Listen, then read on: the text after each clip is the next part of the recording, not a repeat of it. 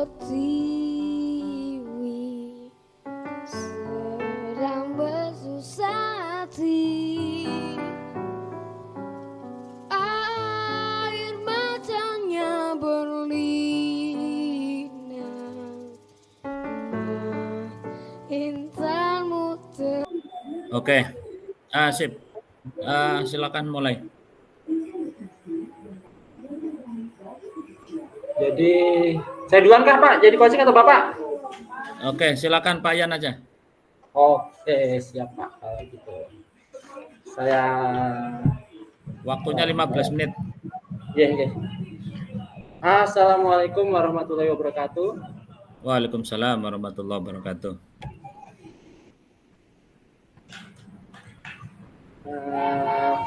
Selamat malam Bapak. Bagaimana kabarnya malam ini? Baik, alhamdulillah. Ya, baiklah Bapak. Kita langsung saja ke sesi tanya jawab diskusi ya Bapak ya. Ya, boleh.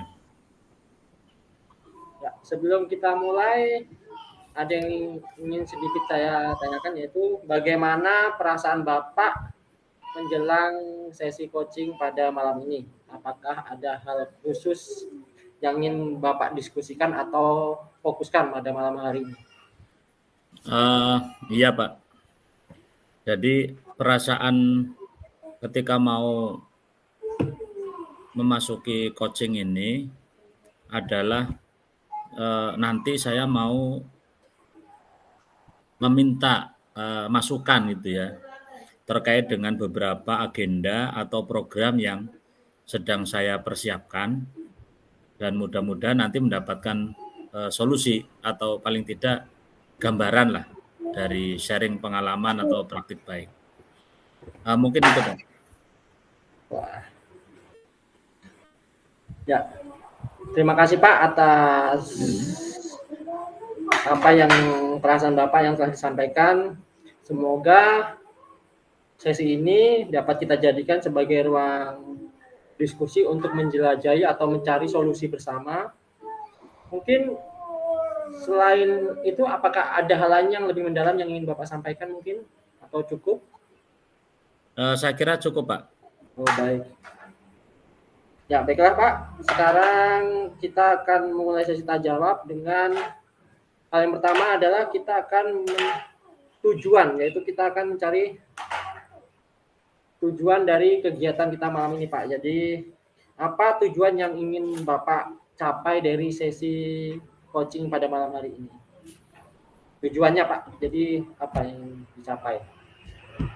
Saya ingin mendapatkan masukan atau semacam trik ya, yang telah dialami atau telah dilakukan oleh seorang coach, sehingga paling tidak nanti ke depan dalam saya menjalankan program yang sudah saya persiapkan ini, ketika menemui kendala ada gambaran, solusinya seperti ini, solusinya cara mengatasinya demikian. Nah itu Pak. Oh, baik Pak, itu tujuan yang Bapak inginkan. Baik Kak. Apa definisi yang Bapak ingin di akhir kegiatan ini? Definisi tujuan akhirnya apa Pak? Secara lebih spesifik mungkin. Sebagaimana kemarin saya sampaikan, saya punya program itu program Imam Cilik ya, dan ini untuk sekolah dasar ya, sesuatu yang saya kira banyak orang mesangsi bagaimana sekolah dasar bisa menerapkan program Imam Cilik itu, sementara tidak di semua sekolah dasar itu menerapkan sholat berjamaah gitu, ataupun tidak semua di sekolah dasar punya tempat ibadah, berbeda dengan mungkin di jenjang pertama atau menengah atas. Nah, sehingga harapan definisi yang saya inginkan adalah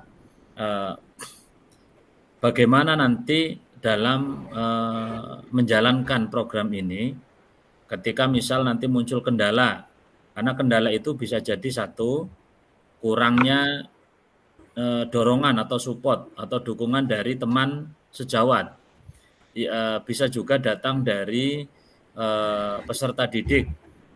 Bagaimana mereka tidak mau mengikuti program ini, atau bisa jadi dari sarana prasarana, atau juga bisa dari pengelolaan jadwal yang ada di sekolah yang tidak memungkinkan untuk melaksanakan sholat secara berjamaah. Sehingga dengan beberapa problem itu, saya ingin mendapatkan gambaran bagaimana dalam coaching ini saya bisa mendapatkan trik dalam menyelesaikan tiap-tiap persoalan tadi. Itu, Pak. Ya, luar biasa sekali Pak rencananya. Ya. Kemudian Pak, apa ukuran keberhasilan yang Bapak inginkan dari kegiatan sesi coaching malam ini? Ukuran keberhasilan yang Bapak inginkan? Ukuran keberhasilan yang menurut saya menjadi indikator bahwa coaching itu berhasil. Yang pertama, dialog dilakukan secara terbuka. Ada keterbukaan dari coach sendiri dan juga coach dalam memberikan respon. Itu yang pertama. Yang kedua, karena bisa jadi mungkin secara teknis pengalaman seorang coach tidak sama dengan apa medan yang akan dihadapi oleh seorang coach. Namun secara logika berpikirnya itu akan mendapatkan kesamaan. Ada nilai-nilai yang sama sehingga bisa membuat nilai keberhasilan. Yang kedua, setelah yang pertama tadi keterbukaan dalam komunikasi, yang kedua adalah ya tentu keberhasilan dalam penerapan program itu sendiri. Loh, kok kenapa ada kaitan dengan coaching? Ya, Pak, karena seorang coach itu pasti akan menanyakan bagaimana program yang kemarin didiskusikan, bagaimana progresnya, apa ada kendala dan seterusnya dan seterusnya. Mungkin itu, Pak. Ya, baik Pak. Ya. Jadi dari yang saya tangkap itu adalah ukuran Bapak ada dua, yaitu dialog terbuka dan keberhasilan pengelolaan program ya Pak ya. Itu ya. Ukuran keberhasilan yang Bapak inginkan dari kegiatan ini. Baik Pak. Selanjutnya kita akan masuk ke identifikasi masalah ya Pak ya. Jadi mungkin pertanyaannya adalah kita masuk ke tahap identifikasi. Apa yang membuat Bapak merasa kesulitan dalam penerapan tujuan atau program dari imam cilik tersebut? Ulangi Pak, kurang jelas. Yang terakhir kurang jelas. Yang membuat atau kendala apa yang membuat Bapak merasa kesulitan dalam mempersiapkan program imam cilik dan terjadinya sholat berjamaah secara terus-menerus? Jadi kesulitannya Pak. Oke, kendala yang saya hadapi dalam program tersebut adalah karena ini anak SD ya. Pertama dari segi peserta didik, kita perlu berupaya untuk menggali potensi mereka, itu satu. Yang kedua, berupaya untuk memotivasi mereka supaya punya kepercayaan diri. Itu yang kedua. Nah, yang ketiga adalah keterlibatan dari wali kelas. Karena kalau di SD itu kan wali kelas bukan guru mapel ya, tapi guru kelas. Dan rata-rata ketika guru agama menjalankan programnya, itu guru kelas sibuk dengan urusannya. Itu. Jadi mereka menganggap bahwa ini adalah program guru agama gitu. Sehingga kami kami sampaikan di rapat-rapat sekolah bahwa Bapak Ibu guru harus bisa membedakan mana kewajiban guru agama, mana program agama yang sudah menjadi program sekolah. Jadi ketika ini adalah kewajiban guru agama, ya harus guru agama yang bertindak lanjut itu, yang berperan. Ketiadaan guru kelas itu tidak masalah karena memang ini guru agama wewenangnya. Sementara ketika kegiatan agama sudah menjadi program sekolah, maka tanggung jawabnya adalah guru agama, tapi dalam teknis pelaksanaannya wali kelas juga harus ikut memantau. Bagaimana cara memantaunya? Misal ikut mensosialisasikan program. Yang kedua, ikut memotivasi siswa. Yang ketiga, ikut memberikan ikut mengawasi. Jadi misal, Bu, kita kayak misal tadi kelas hari Senin kelas 6 sholat zuhur. Bu, ini tadi anak-anak kelas 6B sedikit sekali yang sholat itu. Langsung guru kelasnya ngambil mikrofon, mengumumkan kembali dan mendatangi kelasnya. Nah, sehingga dengan itu anak-anak menjadi sholat berjamaah di musola. Itu seperti itu, Pak.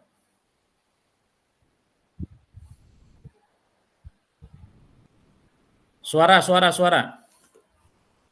Oh ya, baik Pak. Ya, dari kendala-kendala yang atau kesulitan yang Bapak sampaikan, yang saya tangkap adalah bahwa kendala tersebut adalah dari lingkup sekolah ya Pak ya. Mungkin Bapak bisa menjelaskan lebih jauh apa ada kendala dari luar Pak? Mungkin atau ada kendala lain selain dari kendala yang di intern di sekolah, seperti yang Bapak sampaikan, seperti memunculkan potensi, keterlibatan wali kelas, dan program sekolah yang disepakati bersama. Mungkin ada kendala dari luar, mungkin dari luar sekolah mungkin, atau bagaimana Pak? Iya, mungkin ini ya kalau di lingkungan kita itu karena berbeda-beda ya. Seperti yang kemarin saya sampaikan, ketersediaan air itu sarana prasarana maksudnya, air terutamanya itu. Jadi kalau di tempat wudhu air itu tidak tersedia, itu repot kita. Harus mengambil air wudhu ke bawah, ya, ke bawah. Sementara kalau di bawah keran cuma seberapa dan yang antri banyak. Nah, itu seperti itu. Baik Pak. Baik, untuk kegiatan selama ini, bagaimana Bapak menghadapi kondisi dan situasi tersebut? Kondisi di lapangan yang saya ingin tanyakan. Bagaimana Bapak menghadapi kendala-kendala tersebut? Untuk kondisi saat ini, mungkin bisa diceritakan. Ya, strategi saya untuk menghadapi kendala tersebut, yang pertama selalu mengingatkan kepada siswa untuk dengan mikrofon ya, mik sekolah, untuk melakukan persiapan sebelum jam sholat dilaksanakan. Biasanya ini di jam istirahat pertama. Mengingatkan kembali mereka alat sholatnya, kopiahnya, dan seterusnya, mukenahnya, dan lain-lain. Yang kedua, meminta beberapa siswa untuk mengecek ketersediaan air wudhu.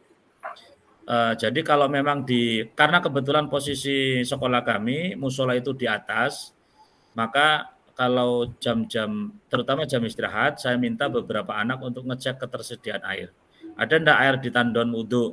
Kalau tidak ada, jadi nanti kita sampaikan lebih awal, supaya anak-anak enggak perlu naik dulu, baru turun lagi. Jadi anak-anak silakan ambil air wudhu di bawah, baru naik ke atas. Itu beberapa solusi yang selama ini kita lakukan.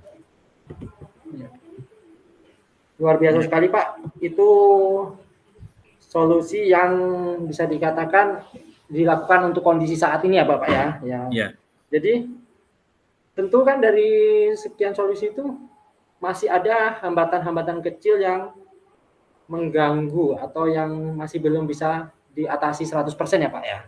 Jadi apakah mungkin ada hal lain, mungkin solusi lain yang bisa Bapak tambahkan untuk mengantisipasi kendala-kendala tersebut? Karena kan yang bisa Bapak sampaikan tadi, yang pertama adalah selalu mengingatkan peserta didik dengan mikrofon, terus yang kedua anak-anak diminta untuk berbagi air ya Pak ya, karena kendala itu. Terus mungkin jadi ada solusi lain yang yaitu kalau di tandon itu kita buat stop kran yang dari pipa keluar dari tandon. Jadi ketika air itu tidak digunakan, kita tutup, karena sangat mungkin sekali, apalagi anak SD, sangat mungkin sekali anak-anak itu bermain keran. Jadi air ada, kemudian kerannya dimainkan. Nah, biasanya anak-anak itu sebetulnya bukan main sih, mereka cuci tangan. Cuman habis itu lupa nutup. Itu, entah lupa atau sengaja tidak ditutup, itu seperti itu. Kemudian di menjelang waktu libur, misal hari Jumat ya, hari Jumat kita sudah sampaikan ke petugas sekolah untuk mengecek air. Jadi nanti hari Senin kita tidak kesulitan. Kalau satu tandon itu penuh, insya Allah Senin, Selasa, Rabu, Kamis itu cukup. Nah, itu seperti itu, Pak. Ya, baik Pak. Baiklah, itu kendala identifikasi masalah yang saya tangkap yaitu dan situasi yang solusi yang Bapak sampaikan. Baik, selanjutnya kita akan mencoba Pak melakukan rencana aksi dari situasi yang atau kondisi yang ada di sekolah Bapak. Jadi mau mencoba kita merancang. Jadi apa rencana aksi Bapak yang ingin Bapak lakukan agar situasi yang menjadi kendala-kendala tersebut dapat diantisipasi dengan lebih efektif. Jadi dalam artian setiap harinya kendala tersebut bisa dikurangi, dalam artian seperti itu Pak. Jadi maksudnya supaya tidak terlalu jadi rencana aksi yang pasti Pak. Mungkin bisa disampaikan Pak. Bisa diulang lagi Pak. Jadi kurang jelas ini anunya. Oh ya. Jadi kita akan mencoba untuk menyelesaikan masalah atau suatu kendala-kendala dari situasi Bapak. Jadi yang saya ingin tanyakan adalah rencana aksi yang Bapak ingin rancang dalam mencapai seluruh atau menutupi hambatan-hambatan tersebut, Pak. Rencana aksi, Pak. Rancangan rencana aksi. Ya. Rencana aksi yang akan saya lakukan pertama membuat timeline ya. Kemudian membuat buku panduan tentang program Imam Cilik. Setelah itu mensosialisasikan ke kelas-kelas, terutama kelas 5-6. Kemudian, tapi tidak menutup kemungkinan kelas 4 juga. Karena ada yang kelas 5 itu, kelas 4 itu sudah munakosah, persiapan munakosah. Kemudian setelah itu kita melakukan rekrutmen, membuka program itu siapa anak-anak yang mau ikut. Nah, setelah itu baru kita melakukan pembinaan kepada peserta program. Setelah dilakukan pembinaan, baru kita melakukan uji assessment, apakah anak ini layak menjadi imam cilik atau tidak. Setelah itu baru kita minta untuk dikukuhkan oleh kepala sekolah saat upacara hari Senin. Karena itu sekaligus bertemunya semua warga sekolah ya.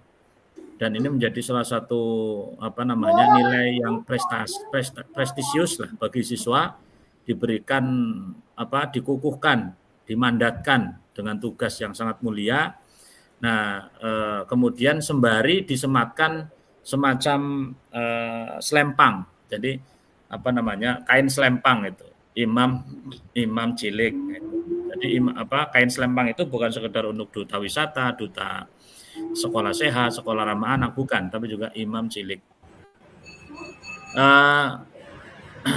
Dan yang terakhir ya terus kita melakukan pembinaan dan pemantauan manakala di dalam melaksanakan itu ada kendala-kendala, ada keluhan-keluhan seperti itu rencana aksinya. Ya, luar biasa sekali Pak. Dari yang saya catat, rencana aksi Bapak cukup banyak sekali, dari mulai membuat timeline, buku panduan, terus akomodir peserta didik kelas tinggi, kelas 45, terus mengadakan sosialisasi, kemudian rekrutmen, pembinaan yang berkelanjutan, terus atau bahkan dibentuk kepanitiaannya Pak ya, yang diresmikan kepala sekolah mungkin ya. Jadi seperti yang saya tangkap, karena di sini Pak menyatakan diresmikan oleh kepala sekolah, berarti kan dibentuk kepanitiaan resmi, terus memberi sebuah reward berupa anak-anak yang sudah lolos dari rekrutmen memiliki memakai selempang ya Pak ya, selempang. Jadi untuk membedakan siapa yang sudah lolos dalam rekrutmen atau tidak, Dan yang terakhir yang saya tangkap adalah pengawasan yang berkelanjutan. Jadi pengawasan program kegiatan yang berkelanjutan. Nah, dari semua rencana aksi yang Bapak paparkan, saya ingin bertanya, manakah rencana aksi yang akan Bapak prioritaskan? Mungkin 1 atau 2 rencana aksi yang paling Bapak prioritaskan, mungkin dalam waktu dekat. Yang saya prioritaskan adalah membuat buku panduan. Oke, membuat buku panduan. Mungkin ada lagi Pak, atau itu saja? Rekrutmen. Rekrutmen. Berarti rencana aksi yang Bapak prioritaskan adalah membuat buku panduan dan rekrutmen. Ya. Dari rencana aksi yang Bapak prioritaskan tersebut, mungkin adakah rencana Bapak dalam membentuk buku panduan ini bekerja sama dengan pihak manapun, atau dalam rekrutmen ini mengajak pihak-pihak yang berkompeten di bidangnya, atau bagaimana Pak? Karena kan membuat buku panduan ini tentu kan yang saya yang kemungkinan agak sedikit sulit ya Pak ya, mungkin itu aja. Jadi yang saya ingin tanyakan adalah prioritas itu.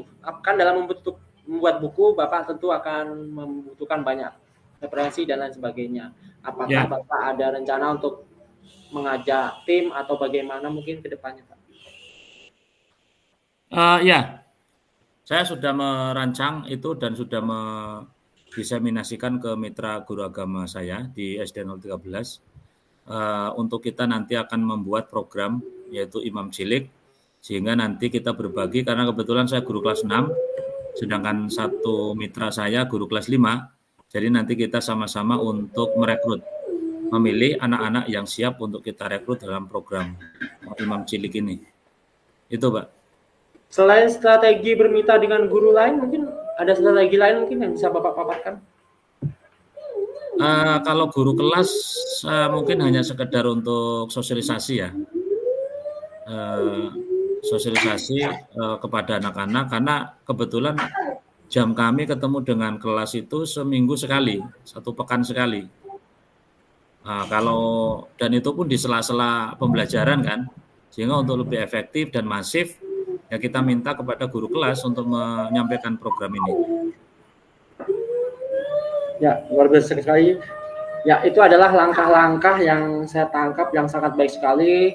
Rencana aksi Bapak yang sudah terstruktur rapi dan fokus pada detail-detail kegiatan yang akan membantu program Imam Cilik di sekolah Bapak dan program sholat berjamaah yang berkelanjutan. Jadi semoga dari program-program itu yang Bapak rencanakan bisa membuat kegiatan lebih efektif ke depannya. Jadi kegiatan sholat berjamaah yang Bapak ingin terapkan di sekolah, terutama di sekolah Bapak, bisa berjalan lebih efektif, lebih terstruktur, teratur, dan tentunya bisa dilaksanakan terus-menerus dan mungkin lebih berkembang. Jadi itu yang saya lihat dari tindak lanjut dari rencana Bapak tadi, yaitu bermitra dengan guru lain dan sosialisasi. Nah, mungkin yang terakhir adalah yang perlu saya ingin tanyakan adalah perihal tanggung jawab, Pak. Jadi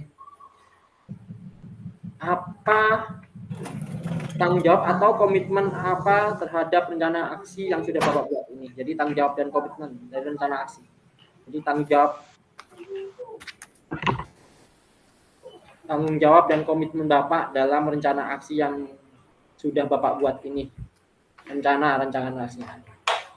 Komitmen apa? Ya, komitmen yang ingin saya buat untuk program ini adalah bagaimana pembelajaran PAI untuk sekolah dasar, di mana tujuan utamanya itu anak bisa membaca Quran, anak mengetahui toharoh, anak bisa sholat, itu tercapai.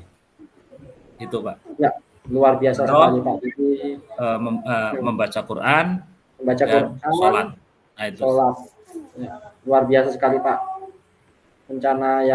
Program dan rencana yang sangat detail sekali dan yang Ya, selanjutnya di sekolah Bapak siapa yang dapat membantu dan menjaga komitmen tersebut, Pak? Jadi siapa saja mungkin pihak-pihak yang Bapak dapat percaya di sekolah itu untuk membantu Bapak dalam menjaga komitmen ini, Pak? Siapa saja? Ya, pertama guru agama sendiri ya, saya dan mitra. Yang kedua guru kelas.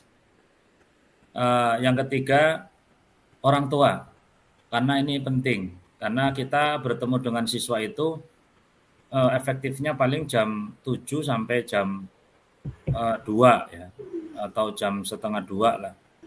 Itu pun kalau guru agama sepekan hanya sekali. Atau ditambah dengan setiap jadwal sholat duhur. Selebihnya lebih banyak kepada guru kelas. Jadi titik poinnya adalah tanggung jawab guru agama itu sendiri berkolaborasi koordinasi dengan guru kelas. Itu poin pentingnya itu. Ya, baik sekali. Luar biasa sekali, Pak. Sangat baik sekali. Ya. Teman, guru agama mitra, guru kelas, dan orang tua merupakan bagian dari sekolah ya Pak ya. Jadi mereka adalah pihak-pihak yang dapat mengembangkan kemajuan atau mengembangkan sekolah kita. Nah, yang terakhir Pak, dari sesi kegiatan coaching ini, bagaimana tindak lanjut dari kegiatan coaching kita ini ke depannya? Setelah coaching ini, mungkin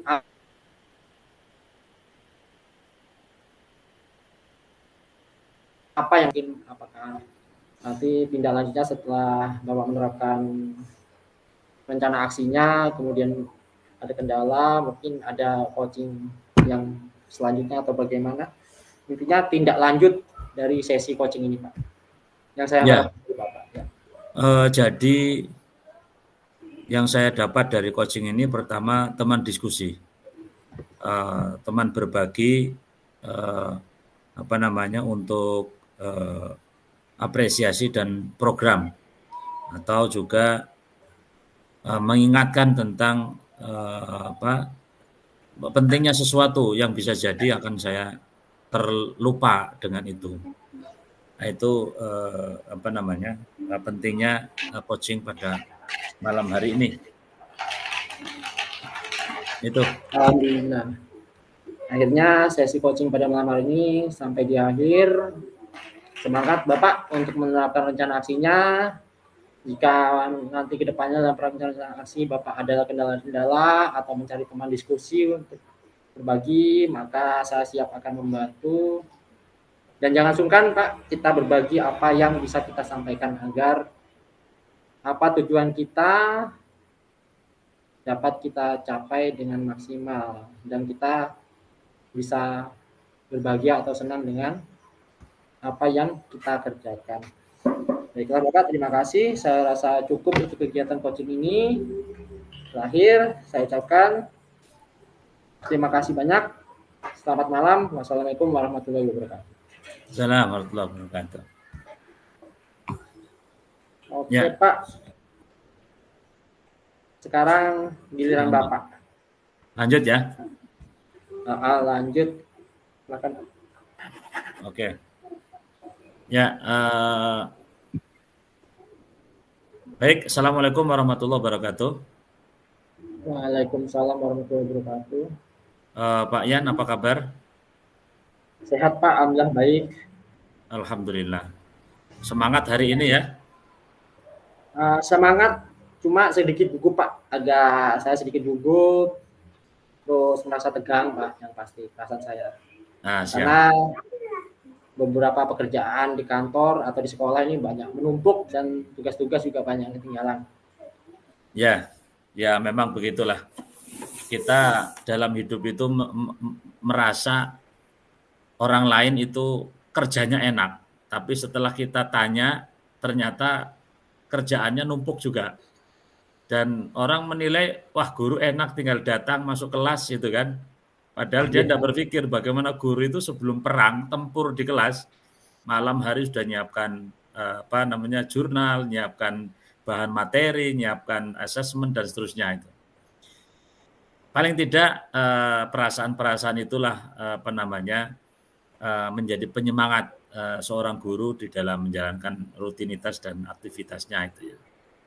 Pak Yan, di SMP 11 Betul Pak, di SMP 11. masih di guru olahraga ya? Oke Pak. Itu ada berapa guru olahraga di situ ya?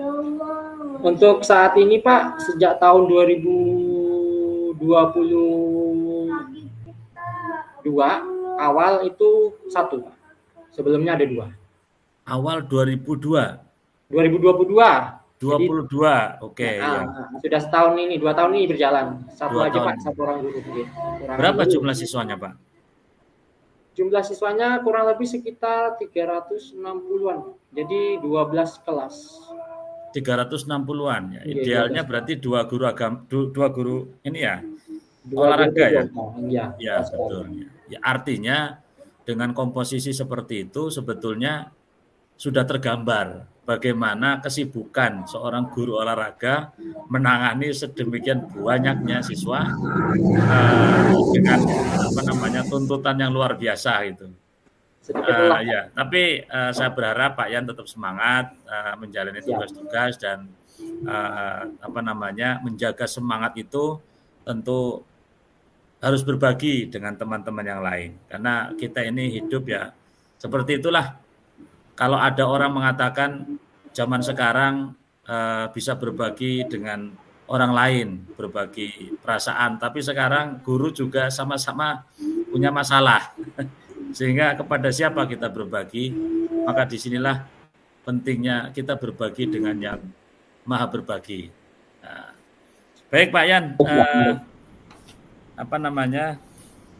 kali ini saya coba akan mempraktekkan kita untuk coaching ya, untuk pendampingan terkait dengan rencana atau program-program yang ingin Pak Yan sampaikan. Mungkin bisa bisa disampaikan lagi apa program yang sudah dirancang oleh Pak Yan sebagai guru olahraga di SMP 11 dalam rangka untuk meningkatkan pembelajaran serta meningkatkan prestasi peserta didik Pak Yan di SMP 11.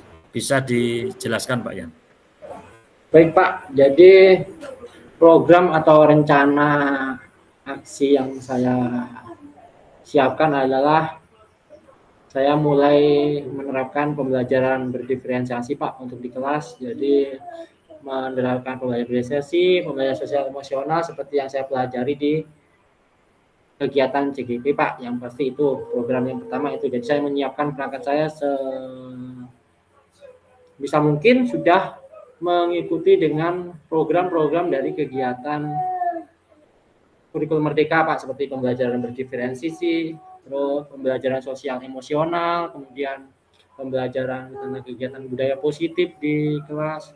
Dan saya mencoba yaitu segitiga restitusi Pak. Jadi ketika menghadapi anak di peserta didik di pembelajaran mungkin ada yang bermasalah, saya mencoba menerapkan itu. Itu sudah mulai saya coba terapkan.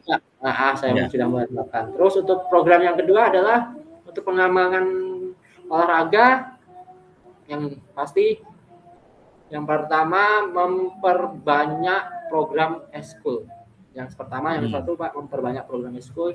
Yang kedua setiap program eskul sebisa mungkin nanti ada pembina khusus Pak. Dan saya berharap untuk kedepannya pembina khusus tersebut yang berlisensi. Karena untuk saat ini pembina tersebut masih belum bisa dikatakan berlisensi. Jadi kedepannya saya berharap program eskul ini di sekolah ini bisa bekerjasama dengan pembina-pembina eskul yang memiliki lisensi khusus di bidang ekstrakurikuler yang akan saya coba buka di SMP 11 seperti itu. Jadi ada program. Oh, baik.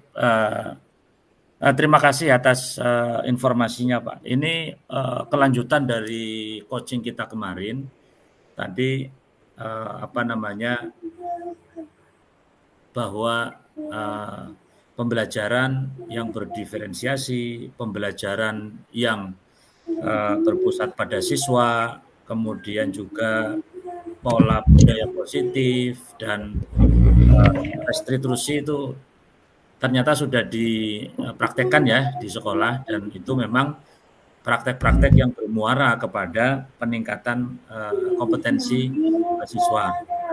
Kemudian yang kedua terkait dengan peningkatan prestasi adalah berbanyak kegiatan cabang eskul ya, dan juga adanya pelatih khusus. Dan ada catatan, yaitu pelatih khusus yang tersertifikasi. Nah, itu. Nah, jadi kalau boleh tahu nih, dari beberapa agenda yang sudah dirancang oleh Pak Yan tadi, ada pembelajaran yang sudah menerapkan kurikulum merdeka, ada peningkatan prestasi dengan cabang-cabang, memperbanyak cabang dengan pelatih tersertifikasi. Apa kira-kira fokus yang ingin Pak Yan lakukan untuk 1 tahun ajaran ini? Fokus yang pertama adalah penambahan program, Pak. Jadi fokus pertama tahun ini adalah penambahan program. Jadi saya berusaha setiap tahun itu menambah 1 program eskul. Jadi fokus utama itu. Jadi cabang apapun itu yang dilombakan di tingkat kabupaten dan provinsi, bahkan bisa nasional. Jadi itu. Jadi setiap tahun saya usahakan menambah 1 untuk dimasukkan ke dalam anggaran sekolah. Oke. Karena program eskul itu yang diakui di sekolah adalah program eskul yang dimasuk dalam anggaran sekolah, terencana, memiliki kepanitiaan dan siapa yang bertanggung jawab seperti itu, Pak. Itu adalah program untuk pengembangan prestasi di SMP 11. Untuk pembelajaran saat ini saya mencoba diseminasi, Pak, berbagi dengan teman-teman guru. Saya juga belajar di sekolah. Teman guru olahraga ya? Teman guru di sekolah, Pak, yang pertama. Karena untuk olahraga teman guru, ya. Teman sejawat. Ya, teman sejawat. Oke, silakan lanjut. Ya, itu adalah program dalam 1 tahun ke depan ini, Pak. Jadi selain saya menyelesaikan kegiatan CGP yang saat ini saya laksanakan, saya juga sedang mencoba untuk berbagi pemahaman kepada teman guru, terus juga mempersiapkan perangkat-perangkat sebagai contoh, karena misalnya program itu jika tidak dicontohkan maka hanya diprogramkan saja, tidak dibergerakkan atau dilaksanakan, tidak ada contoh dari membuat program, maka sia-sia atau percuma, Pak, seperti itu. Oke. Itulah. Ya. Kalau saya lihat itu solusi yang sangat jitu itu, Pak. Jadi di samping kita maksudnya Pak Yan kekurangan guru olahraga ya, tapi ternyata bisa disiasati dengan cara perekrutan guru pembimbing eskul, gitu ya. Sehingga ada pertanyaan di sini, Pak. Tadi Pak Yan sampaikan guru eskul atau pembimbing eskul yang tersertifikasi. Nah, sebelum saya tanya tentang bagaimana mendapatkan guru yang bersertifikat itu, komposisinya seperti apa, Pak? Kan tadi siswa itu ada 360-an ya. 360-an siswa itu, guru olahraganya cuma 1. Ada berapa cabang eskul, Pak?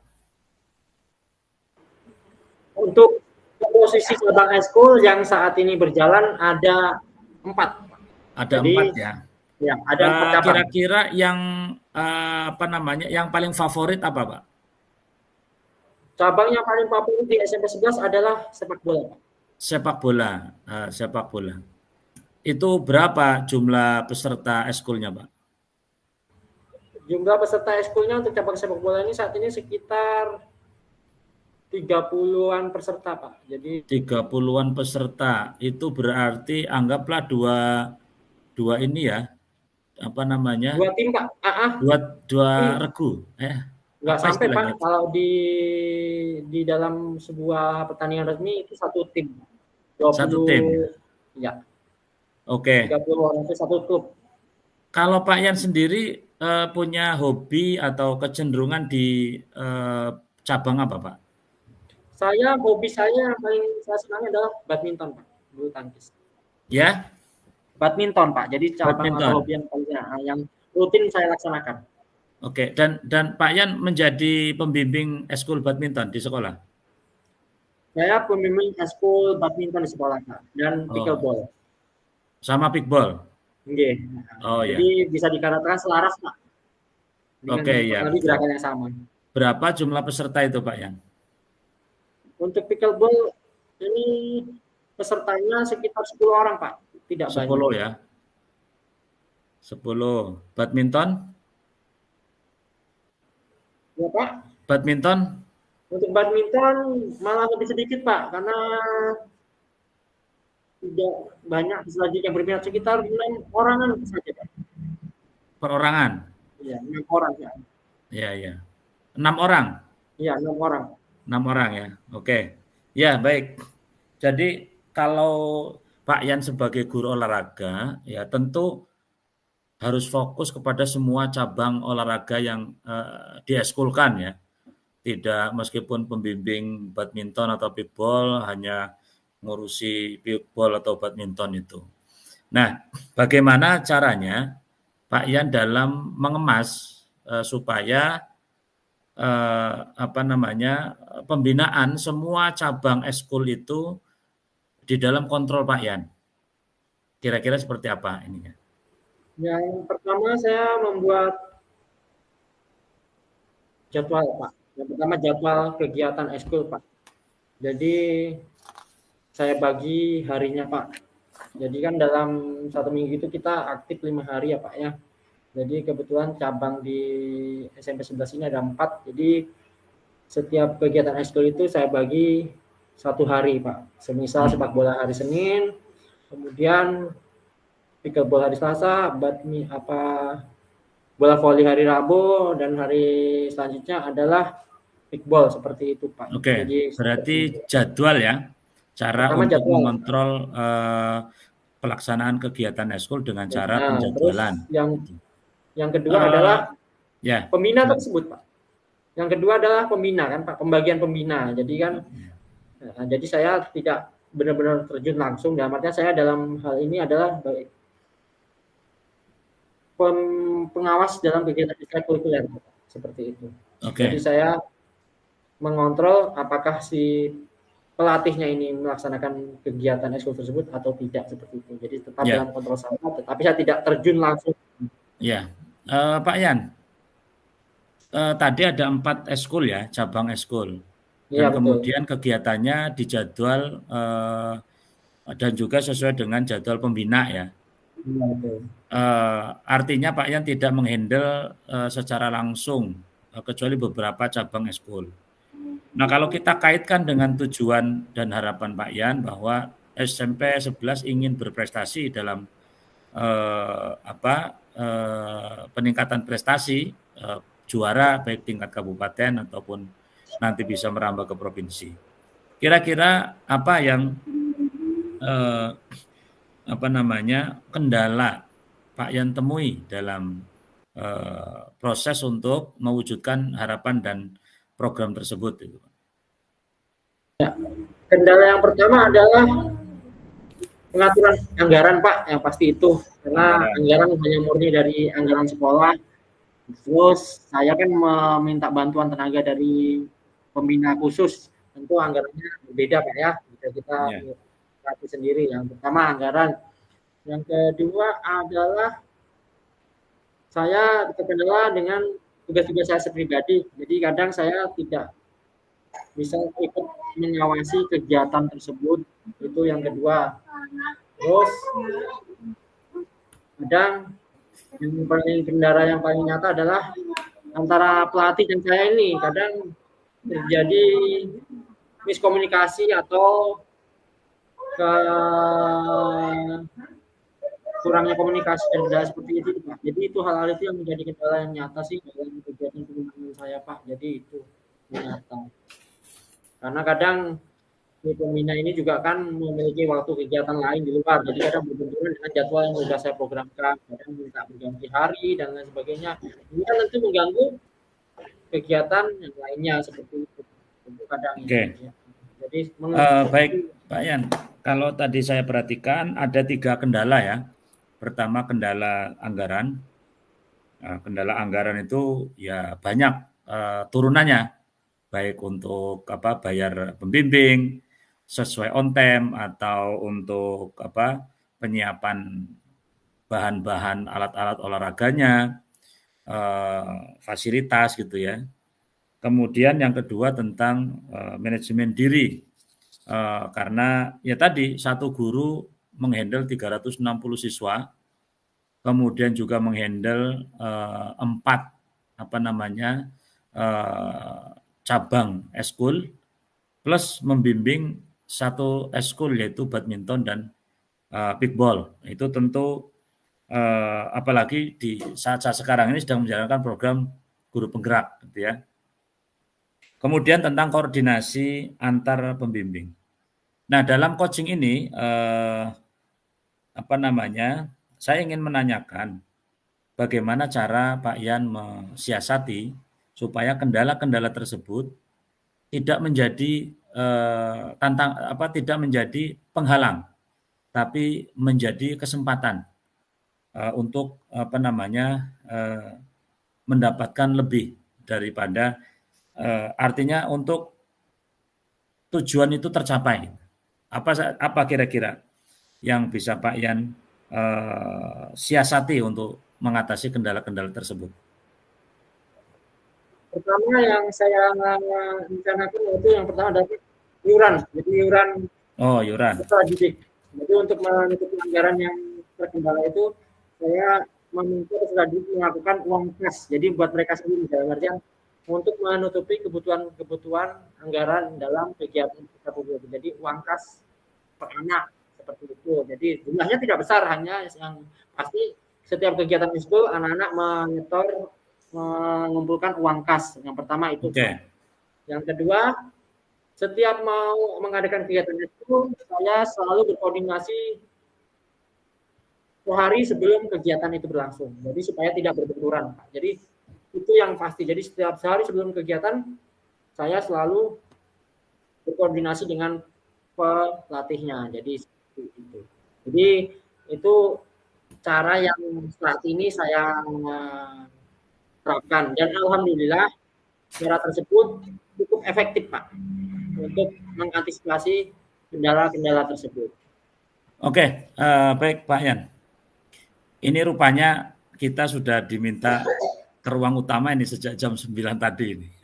Oke. Ya, yang terakhir Pak Yan. Siap, Pak. Terakhir. Rencana aksi dan juga bagaimana rencana aksi apa yang ingin Pak Yan lakukan? Dan jadi rencana aksi yang bagaimana cara menjaga komitmen supaya program tersebut bisa berjalan? Ya. Silakan. Rencana aksi yang pasti, Pak, saya sekarang ini adalah membuat program uang kas untuk anggaran, misalnya per didik uang kas peserta didik against school, terus yang jelas terus mengadakan membentuk grup WA khusus pembina dan grup khusus untuk peserta didik. Jadi komunikasi berbeda, jadi berbeda lintas. Jadi ketika pelatih ada kendala atau peserta didik ada kendali, saya buat grup khusus di WA. Jadi enak saya dalam mengatur mengkondisikan kegiatan di lapangan. Terus program selanjutnya yang saat ini adalah saya ingin meminta bantuan paguyuban, Pak. Jadi paguyuban ini dalam artian untuk membantu dalam hal perawatan sarana dan prasarana. Ini selain sudah uang kas, saya ingin minta paguyuban untuk membantu perawatan terutama sarana net atau yang poli dan lain sebagainya seperti itu. Itu program yang saat ini saya terapkan. Oke, untuk menjaga komitmennya gimana, Pak? Untuk menjaga komitmen saat ini saya bekerja sama dengan bendahara, terutama dalam hal anggaran sekolah ini, terus bekerja sama dengan kepala sekolah, Pak. Terus kemudian saya bekerja sama dengan pelatih-pelatih yang saat ini bertanggung jawab penuh terhadap cabang itu yang mereka pegang, seperti itu. Jadi mereka lah yang selama ini membantu saya untuk menjaga komitmen tersebut sehingga kegiatan itu sampai hari ini tetap berjalan, Pak, dan bisa dilaksanakan terus-menerus seperti itu. Oke. Luar biasa ini Pak Yan, program-program, dan ternyata Pak Yan satu orang mampu menghandle 360 siswa dengan Terima kasih Pak. berbagai jenis cabang eskul ya. Ini luar biasa Pak. Perlu diberi apresiasi dan perlu diberi perhatian dari sekolah dan juga dari stakeholder yang ada untuk supaya komitmen untuk memajukan prestasi dan keunggulan sekolah SMP 11 bisa tercipta dari Pak Yan. Terima kasih Pak Yan atas pertemuan coaching pada kali ini. Mudah-mudahan bermanfaat dan semoga bisa mendapatkan inspirasi dari hasil pertemuan kita yang dalam waktu yang sangat terbatas ini. Saya kira itu. Terima kasih dan Assalamualaikum warahmatullahi wabarakatuh. Waalaikumsalam warahmatullahi wabarakatuh. Terima kasih banyak Pak atas diskusinya. Sama-sama. Pak Yan, mungkin ditutup rekodnya di stop. Oke, stop siapa? Ya, nanti kita kembali ke room utama. Iya, di stop ya Pak ya. Jadi berhenti merekam ya? Iya, dari Pak Yan karena tadi yang merekam kan. Oke, siap Pak. Saya berhenti merekam. Oke. Oke.